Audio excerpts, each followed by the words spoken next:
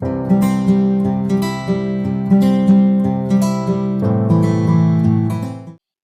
दोस्तों, आज का जो हमारा लेक्चर है उसमें हम क्वेश्चन नंबर 4, 5 और 6 लास्ट के जो 3 क्वेश्चन है वो करने वाले हैं। तो क्वेश्चन नंबर 4 क्या कहता है, x plus Y minus 2z बराबर 0। 5x प्लस वाई, ये इनकी मैट्रिक्स बना ली, 2 4 माइनस 5, 5 1 माइनस 8।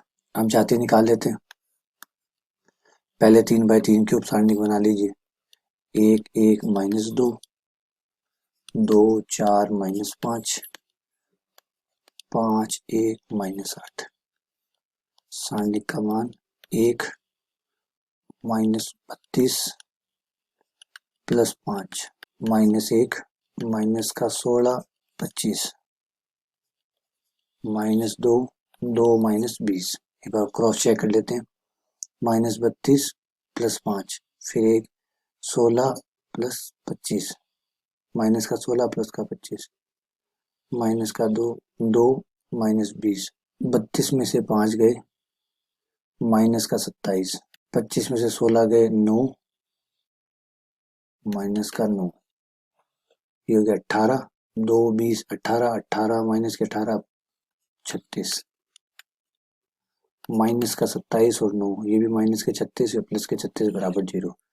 तो भाई इसकी जाती तो 3 नहीं आ रही है ना, क्योंकि सारणी का मान 0 आ रहा है, इसका मतलब जाती 3 तो नहीं है, 2 हो सकती है, 2 हो सकती है। ये देखिए आराम से आ रहा है। 2 का जवाब निकालेंगे तो ये आएगा 2 माइनस 20 जो कि आ रहा है माइनस 18। 0 नहीं आ रहा है, अतः जाति 2 है। 2/2 की सारणी तो मिल रही है जिसका मान 0 नहीं है, अतः इस मैट्रिक्स की जाति 2 है। और अज्ञात समीकरण 3 है, सॉरी अज्ञात चरों की संख्या 3 है ना। जाति कितनी आई, जाति 2 आ रही है, जो कि छोटी है अज्ञात चरों की संख्या से, अज्ञात चरों की संख्या से, क्योंकि अज्ञात चर तो 3 ही है। इसका मतलब एक चर जो है वो स्वतंत्र है। कोई भी एक चर को आप स्वतंत्र मान सकते हैं, किसी भी एक को, x को मान लीजिए, y को मान लीजिए, z को मान लीजिए, क्योंकि तीनों में से एक को स्वतंत्र मानेंगे तभी 2 के मान आएंगे। एक चर स्वतंत्र होगा, अनंत हल तो होंगे ही नहीं, क्योंकि वो स्वतंत्र होगा तो वो चलता रहेगा, कभी कुछ कभी कुछ कभी कुछ। एक चर स्वतंत्र है, जो मन लगे जो अच्छा लगे उसको मान लीजिए। मान लीजिए मैंने z को मान लिया, z बराबर k, तो पहली समीकरण आपकी बन जाएगी x प्लस वाई, जेड की जगह k रख दीजिए बराबर 2k। दूसरी समीकरण में भी रख दीजिए हम 2x प्लस 4y बराबर 5k। बस इन दोनों समीकरण को सॉल्व करके x और y का मान निकल जाएगा। इसे 2 से गुणा कर देता हूँ और फिर घटा दूंगा। 2x प्लस 2y बराबर 4k, 2x प्लस 4y बराबर 5k। Minus minus minus, 2x 2x cut गए, माइनस के 2y माइनस का k, y बराबर आ गया k बटा 2। y का मान रख के हम x का मान निकाले थे, k बटा 2 3k बटा 2, और z का मान आपने k माना ही है। ये लीजिए, ये अनंत उत्तर है। k का मान रखते जाइए, उत्तरों की भरमार बनाते जाइए, आते जाएंगे आते जाएंगे आते जाएंगे। ठीक है ना, आगे बात समझ। थोड़ा सिंपल सा ही होता है, अनंत उत्तर होंगे या फिर इकलौते, इकलौते होंगे तो 0 0 0 होने, है ना। इकलौते होंगे तो सारे 0 होने, इकलौते नहीं हुए तो फिर आपको देखना है कि कितने चर स्वतंत्र है, कितना अंतर आ रहा है जाति में और मान में, कितना अंतर आ रहा है। जितना अंतर आ रहा है उतने चर स्वतंत्र है, और उतने चरों को आपको मानना पड़ेगा, और फिर बचे हुए चरों को आप निकाल लीजिए। अगला क्वेश्चन नंबर 5, इसकी ये सवाल हो गया। इसकी मैट्रिक्स फॉर्म बना लीजिए, 2 3 1 minus 1 2 minus 4 3 1 5 x y z बराबर में 0। तो सारणी का मान निकालिए, जाति का पता करते हैं। 2 माइनस 1 3 3 2 1 1 माइनस 4 5 2 हो गया 10 प्लस 4 माइनस माइनस प्लस 1, ये हो गया 15 माइनस 1, 3 माइनस का 12 माइनस का 2, 14 दूनी 28 प्लस 14, ये 14 थी 42, 0। जाति 3 नहीं है, 2/2 तो है भाई। ये लीजिए, इनको ले लीजिए, 4 + 3 7, 0 नहीं आ रहा है, 0 नहीं आ रहा है, अतः जाति 2 है। जाति 2 है, स्वतंत्र चरों की संख्या 3 है, तो अनंत हल तो होने ही होने, अनंत हल है। ठीक है, एक चर स्वतंत्र है, एक चर स्वतंत्र है। किसी भी एक चर को स्वतंत्र मान लीजिए, कोई भी एक चर का मान आपको मानना पड़ेगा, जेड ही मान लीजिए, जेड बराबर के, जेड का मान के रख के ऊपर वाले दो समीकरण या बीच वाले दो समीकरण या ऊपर नीचे वाले दो समीकरण, कोई भी दो समीकरण ले लीजिए, कोई फर्क नहीं पड़ता है। 3x + 2y - के, जेड का मान रख दिया, समीकरण को हल करना है, इसे 2 से गुणा कर देते हैं, 4x - 2y माइनस का 6 के, 3x + 2y - के, जोड़ने पर x बराबर माइनस का के, y बराबर -2 के, और z का मान आ गया के। ये लीजिए आपके आंसर आ गए। सवाल नंबर 6, सवाल नंबर 6 में 4 समीकरण दी गई है। 2x - y + 3z बराबर 0, एक समीकरण ये होगी। एक समीकरण x + 2y - z बराबर 0, दूसरी समीकरण होगी। 3x + y + 2z बराबर 0, ये तीसरी होगी। 5x + 4y + z बराबर 0, चौथी समीकरण होगी। क्या ये सही में 4 है? अभी देख लेते हैं। तो पहली बात तो जवाब है कि 4 हो ही नहीं सकती, क्योंकि ये जो मैट्रिक्स बनी है, ये जो मैट्रिक्स बनने वाली है, ये 4/3 की है, सही है। और 4/3 की जो मैट्रिक्स होती है उसकी जाति 3 हो सकती है ज्यादा से ज्यादा, क्योंकि वर्गाकार तो है नहीं है बेटा, ये वर्गाकार तो है नहीं है, 4 × 3 है, तो जाति जो है वो सारणिक से निकलती है, सारणिक 3/3 की होगी इसके अंदर, तो इसकी जाति जो है वो 3 हो सकती है या 3 से कम हो सकती है, सही है।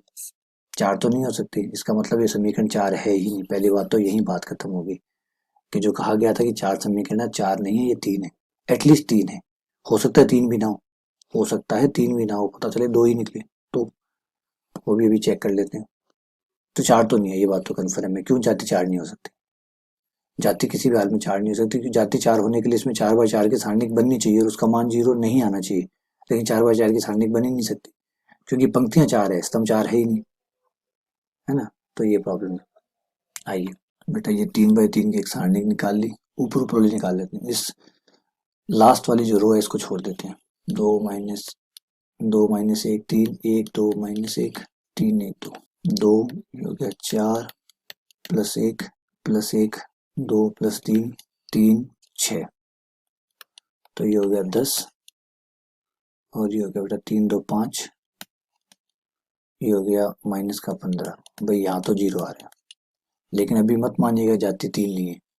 3/3 के कई बनने वाले, 3/3 की तो पहली बनाई है हमने, अभी 3/3 की हम इसको छोड़ा था, अब इसको छोड़ते हैं। पहले हमने इसको छोड़ के बनाई थी, अब इसको छोड़ के बनाते हैं, है ना। अभी कई संभावनाएं हैं, तो 2 - 1 3, 1 2 - 1 5 4 1, 3/3 की 4 बनेगी। अगर चारों के मान 0 आ जाए तब कह दीजिएगा जाति 3 नहीं है, तब तक रुकी। 2 4 6 6 दूनी 12 + 6 18, 0 आ रहा है। ठीक है भाई, चलिए इस बार इस पंक्ति को छोड़ते हैं। 2 - 1 3 3 1 2 5 4 1, 2 1 - 8 + 1 3 - 10 + 3 12 - 5, 1 - 8 माइनस के साथ हो -14 -7 ये 21, ये भी 0 आ रहा है। ठीक है, बढ़िया बात है, कोई बात नहीं। एक और को छोड़ते हैं, ऊपर वाले को इस बार। फर्स्ट पंक्ति को छोड़ने पर 1 2 - 1 1 - 6 -2 3 - 10 -1 12 - 5, -5 +14 3 - 10 हो गया 7 7 7 7 दूनी 14, 12 में से 5 गए 7, ये 0 नहीं आ रहा है, ये 12 ये 2 आ रहा है। एक बार मैं क्रॉस चेक करवा लेता हूँ, है ना, कोई गड़बड़ तो नहीं हुई, कुछ बनाने में कहीं गलती तो नहीं कर दी हमने। 1 2 - 1 3 1 2 5 4 1, तो सारणी का मान यह है 1 माइनस 4 दूनी 8। ये देखिए गड़बड़ कर दी यहाँ पे, ये 6 जो लिखा है वो 6 नहीं बल्कि 8 है। तो ऐसे कुछ डाउट हो तो एक बार क्रॉस चेक जरूर कर लिया करें। ये 7 आएगा, देखिए 7 आते पूरी कहानी चेंज होगी। जो 0 नहीं आ रहा था वो अब 0 आएगा। -2, 3 10, ठीक है, 12 माइनस 5, ये 0 आ गया। इसका मतलब जाती 3 नहीं है। और एक चीज आपको सबसे प्यारी चीज बताऊं तो आप एक चीज देखिए, इन समीकरणों को देख के क्या आपको लगता है कि ये एक दूसरे से बनी हुई है? प्रॉब्लम पता है क्या होती है, ये बड़ी दिक्कत होती है। अब आप देखो, इन समीकरणों को देखकर कोई नहीं कह सकता कि ये समीकरण जो है ये एक दूसरे से बनी हुई है। समझ रहे बात? कोई कह सकता है कि ये तीसरी जो समीकरण है वो पहली दो से बनी हुई है। तो ये बड़ी प्रॉब्लम होती है। इसीलिए जब आपको जाति निकालते हैं तभी आपको पता चलता है सही मायने के समीकरण सही में स्वतंत्र बनी हुई है, अलग अलग बनी हुई है, या एक दूसरे से बनाई हुई है। ये क्लियर होता है, देखने से नहीं पता चलता। तो पता चल गया कि जाति 3 नहीं है। 3 नहीं है इसका मतलब ये 3 समीकरण है ही नहीं। ये 4 भी समीकरण तो नहीं है, 4 तो पहले कन्फर्म हो गए 4 नहीं है, क्योंकि जाति 4 आ ही नहीं सकती थी। तो 4 समीकरण नहीं है। फिर पता चला कि 3 समीकरण भी नहीं है। अब पता चला कि ये सही में 2 है या नहीं है, उसका और कन्फर्म कर लेते हैं। 2 तो मेरे ख्याल से प्रॉब्लम नहीं आनी चाहिए, 2 तो आपकी हो जाएगी। ये ले लीजिए, तो ये हो गया 4, ये हो गया +1, 5 आ गया। 0 नहीं आ रहा है, जाति 2 तो है, जाति भाई 2 है। तो इस समस्या की अनंत हल है, ठीक है ना, क्योंकि चरों की संख्या 3 है और जाति 2 आ रही है, इसका मतलब अनंत हल है। और एक का अंतर है, जाति 2 है, जो चर निकालने हैं वो 3 है, तो एक का अंतर है, एक स्वतंत्र चर है, एक स्वतंत्र चर है। वो चाहे x मान लीजिए, चाहे y मान लीजिए, चाहे z मान लीजिए, किसी भी एक को स्वतंत्र मान लीजिए। सपोज करिए z को मान लेते हैं, z को k मान लिया, समीकरण नंबर 1 में मान रख दीजिए 2x माइनस वाई बराबर -3 के, समीकरण नंबर 1 में, समीकरण नंबर 2 में ये लीजिए, इसको 2 से गुणा कर लेते हैं और फिर दोनों समीकरण को जोड़ देते हैं, तो हमारा x और y का मान आ जाएगा 4x माइनस 2y माइनस का 6 के, x प्लस 2y बराबर के। जोड़ने पर ये कैंसिल, ये हो गया 4x प्लस x जो कि हो गया आपका 5x बराबर ये हो गया माइनस का 5 के। ये आ गया आपका माइनस का 1, माइनस का के। x बराबर माइनस के रखने पर y बराबर प्लस के और z बराबर के तो है ही। ये आपके आंसर आ गए। अब बेटा एक चीज और बता देता हूँ आपको कि थोड़ा सा पीछे का जो आंसर है उसको लेके आप कंफ्यूज हो सकते हैं। कंफ्यूज इसलिए हो सकते हैं कि मान लीजिए मैंने z बराबर z को k माना है, क्योंकि एक स्वतंत्र चर है तो मैंने z को मान लिया। हो सकता है पीछे वाला जो है वो x को मान ले, हो सकता है पीछे वाला y को मान ले, तो इस वजह से थोड़ा सा चेंजेस आ सकता है। लेकिन आपको घबराने की जरूरत नहीं है कि मेरे ये आ रहा है पीछे ये आ रहा है। तो हमारी गणित है वो एकदम क्रिस्टल क्लियर है। क्रिस्टल क्लियर कैसे कि ये जो भी आपका आंसर आया है इसको ले जाके समीकरण में रख के देख लीजिए, समीकरण संतुष्ट हो रही है इसका मतलब सही है। फिर आपको कोई पीछे जाने की जरूरत नहीं है, पीछे जाके ये चेक करने की जरूरत नहीं है कि पीछे वाला क्या करे। पीछे वाला चाहे कुछ भी कहे, पीछे वाला चाहे कुछ भी कहे। और वैसे भी जब आप एग्जाम सेंटर में होते हैं तो पीछे वाला क्या कह रहा है, पीछे आंसर में क्या लिखा हुआ है, ये आपको पता भी नहीं चलता। आपका सवाल ही आपका आंसर है, तो आपके अपने सवाल को ही चेक कर लीजिए ना। तो ये जो भी आपका आंसर है, एक काम करिए, एक एक समीकरण में जाइए और चेक करिए, बस यही आपका दूध का दूध पानी का पानी हो जाएगा कि आपका सही है या गलत है। तो आपकी पहली समीकरण थी 2x minus Y plus 3z बराबर 0। रख के देखिए संतुष्ट करता है या नहीं करता। x की जगह माइनस के तो ये आ गया माइनस का 2 के, y की जगह के आ गया के, z की जगह के ये आ गया 3 के। देखिए 0 आया नहीं आया, आया, तो समीकरण नंबर 1 संतुष्ट हो रही है। इसका मतलब समीकरण 1 के हिसाब से ये आंसर सही है। लेकिन समीकरण 2 और भी है, बिल्कुल और भी है साहब, और को भी चेक करेंगे। ये समीकरण नंबर 2 ले ली, x का मान माइनस के रखने पर ये माइनस के रख दिया, y का मान के रखने पर, z का मान के रखने पर, प्लस का 2 के माइनस का 2 के 0। समीकरण 2 भी संतुष्ट हो रही है। तो समीकरण 2 ही थोड़ी है, समीकरण 3 भी तो है, बिल्कुल है साहब, समीकरण नंबर 3 भी है। आइए समीकरण नंबर 3 को भी चेक कर लेते हैं। हम मैथ्स में कुछ छुपाते नहीं है, ना हमारे पास कुछ होता है छुपाने के लिए, जो है सो है, वे रख देते हैं। सब समीकरणों को संतुष्ट करके दिखाऊंगा, आंसर है तो मुझे किस बात का डर। अब अगर मैंने सही निकाला है तो मुझे किस बात का डर? ये देखिए माइनस का 3 के बराबर 0, समीकरण नंबर 3 भी संतुष्ट होगी। अब आप कहोगे सर एक समीकरण और थी। हाँ जी बिल्कुल, एक और समीकरण थी, समीकरण नंबर 4 नाम था उसका। 5x plus 4y plus Z बराबर 0 रखिए। x का मान ये हो गया माइनस का 5 के, y का मान 4 के, z का मान के, कितना आ गया 0। सारे कुछ संतुष्ट हो रहे हैं। और फिर बेटा आंसर होते कौन है? आंसर कौन होते हैं? वही तो होते हैं जो समीकरण को संतुष्ट करते हैं। क्या निकालते हैं आप क्या निकालते हैं? आप वो चीज निकालते हैं जो पीछे दी गई है, या वो निकालते हैं जो समीकरण को संतुष्ट करते हैं? मेरी बात को सुनिए और समझिए, मैं क्या गहरी बात कह रहा हूँ। मैं कह रहा हूँ कि जब आप किसी प्रॉब्लम को सॉल्व करते हैं तो आप जो आंसर निकालते हैं वो क्या होते हैं? वो होते हैं जो समीकरण को संतुष्ट करते हैं, या वो जो पीछे वाले को संतुष्ट करते हैं, जो पीछे जो आंसर दिया उसको मैच करे। पकड़ रहे हैं बात? पीछे वाला मैच करे या ना करे ये इंपॉर्टेंट नहीं है, इंपॉर्टेंट ये है कि वो समीकरण को संतुष्ट करे या ना करे। क्योंकि पीछे गलत छप सकते हैं, समीकरण को संतुष्ट नहीं कर रहा है लेकिन पीछे से मैच कर गया तो भी वो सही नहीं है। मैं तो सवाल ही तो है, समझ रहे बात को? मैं तो सवाल है वो समीकरण है जिसको वो जिससे वो आया है, जिनको वो जिसका वो हल कहला रहा है। हल कहलाने का मतलब वो उन समीकरणों से आया है, उन समीकरणों को संतुष्ट करेगा। और अगर वो उनको संतुष्ट नहीं करे तो फिर वो गलत है। ठीक है ना?